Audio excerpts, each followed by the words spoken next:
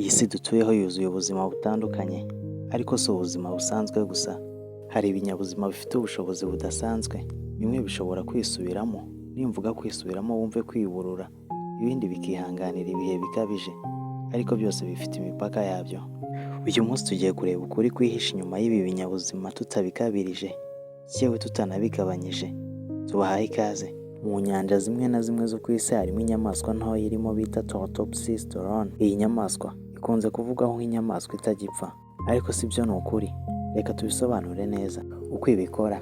Iyi nyamaswa iyo igeze ku rwego rw'ubusaza cyangwa igakomereka, ishobora gusubira inyuma mu buzima igahinduka nk'iyavutse. Ibi bituma ishobora kwirinda gusaza, ariko ntibivuze ko idashobora gupfa. Siyansi ivuga ko ibi biterwa n'uturemangingo twayo tuyifasha guhinduka buzwi nka transdifferentiation. Mu nyanja ya Pacifique hafi ya Ecuador hari ibirwa bizwi nka Galapagos Island. Bino birwa naho tuhasanga inyamaswa zigenda zikurura inda zimeze nk'utunyamasyo. Izi nyamaswa zizwi ku izina rya Galapagos tortoise. Aha niho haboneka inyamaswa zibaho igihe kirekire cyane.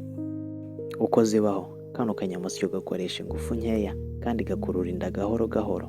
Ukuri kuzuye, dushobora kuba hagati y'imyaka 100 ndetse n'imyaka 150, ariko natwo turasaza tugapfa nk'ibindi binyabuzima. Mu gihe utunyamasyo tundi tubaho hagati y'imyaka 20 ndetse n'imyaka 50, utu ngutu two tubaho hagati y'imyaka 100 ndetse n'imyaka 150 nk'uko nari majije kubibabwira.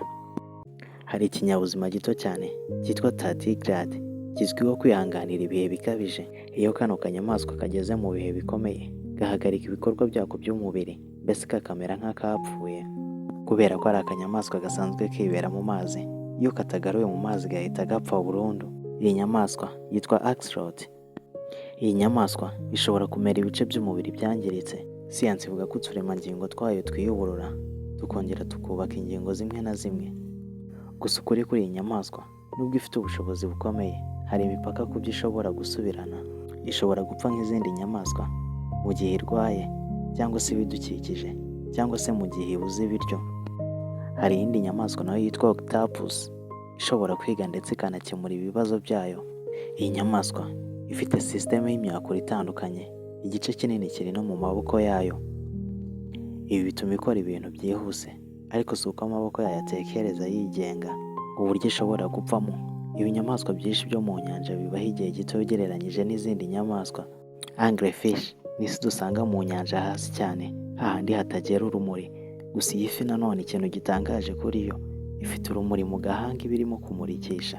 Uru rumuri iyi fi iba ifite nirwo ruyifasha gushakisha ibyo iri buze kurya, kubera ko iba iri mu nyanja hasi cyane ndetse ahatagera n'urumuri. Siyansi ivuga ko uru rumuri ruterwa n'udukoko tubana nayo. Ukuri kuzuye ni ubufatanye hagati y'inyamaswa n'udukoko. Uburyo ipfamo, ishobora gupfa nk'izindi nyamaswa zose zo mu nyanja ndende. Ibi binyabuzima byose bitwereka ko ubuzima bufite ubushobozi budasanzwe, ariko nanone bufite imipaka yabwo. Uko turushaho kumenya isi, niko turushaho kumenya ko tutarayisobanukirwa neza. Iyi yari Big Move Entertainment. Kora subscribe kugira utazacikwa n'ibindi byiza nk'ibi ngibi.